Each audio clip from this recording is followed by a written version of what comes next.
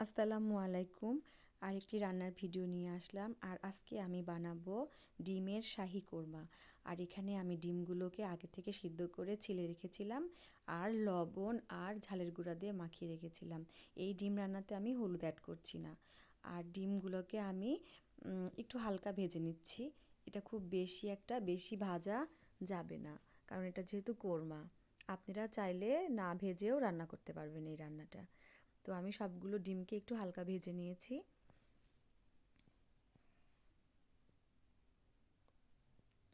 আর এই ডিম ভাজির তেলের মধ্যেই আমি পেঁয়াজ দিয়ে দিচ্ছি।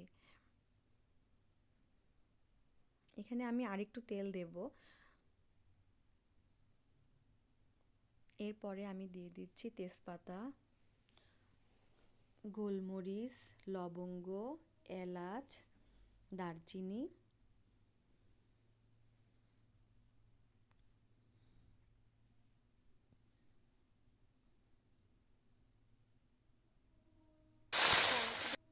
এখানে আছে জিরা বাটা।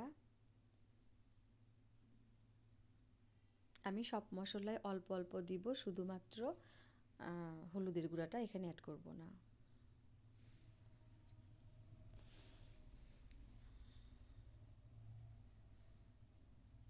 আদা বাটা, রসুন বাটা, জিরা বাটা,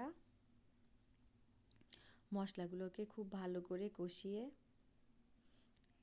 এখানে দেওয়া হচ্ছে শুকনা মরিচের গুঁড়া,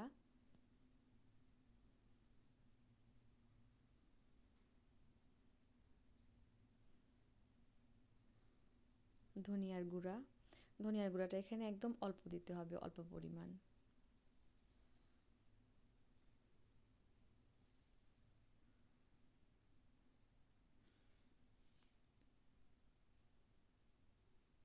কয়েকটা কাঁচামরিচ আমি অল্প একটু করে চিড়ে দিয়েছি।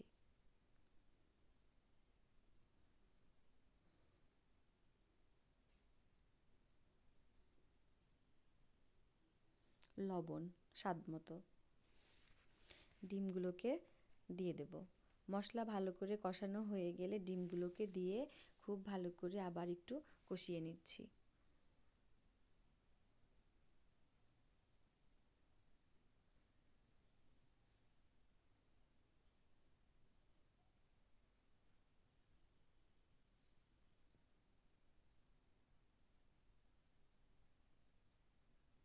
এরপরে দিয়ে দিচ্ছি দুধ। আমি দুধটাকে আগে থেকে খুব ভালো করে জাল করে রেখেছিলাম।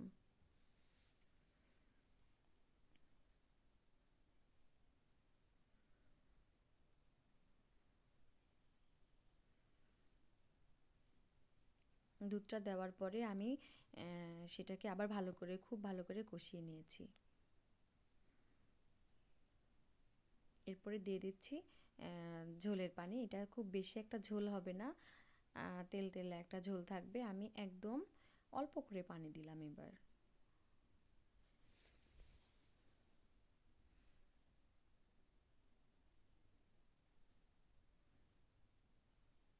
এই তো, এবার আমার এটা প্রায় শেষের দিকে হওয়ার। আমি এখানে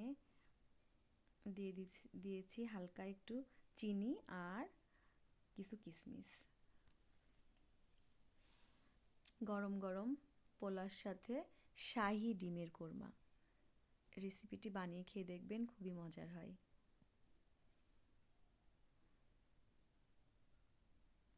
আমি উপর দিয়ে একটু শেষে পেঁয়াজ বেরেস্তা দিয়ে দিয়েছি। সবাইকে আল্লাহ হাফেজ।